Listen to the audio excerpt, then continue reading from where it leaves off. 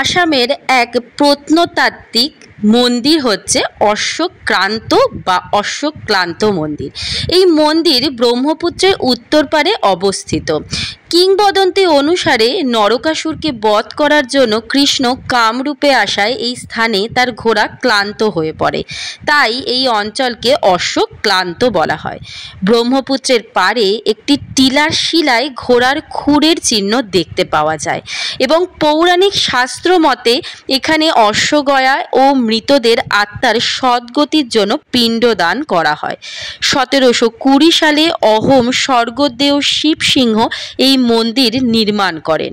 চৈত্র মাসের অশোকাষ্টমী তিথিতে বহু মানুষের এখানে সমাগম হয় এবং এই জায়গা এতটাই সুন্দর যে আসলে মন ভরে যায়। তাই আসামের আরও সুন্দর সুন্দর ভিডিও দেখার জন্য অবশ্যই আমার পাশে থাকতে হবে। এখনকার মতো সবাইকে টাটা।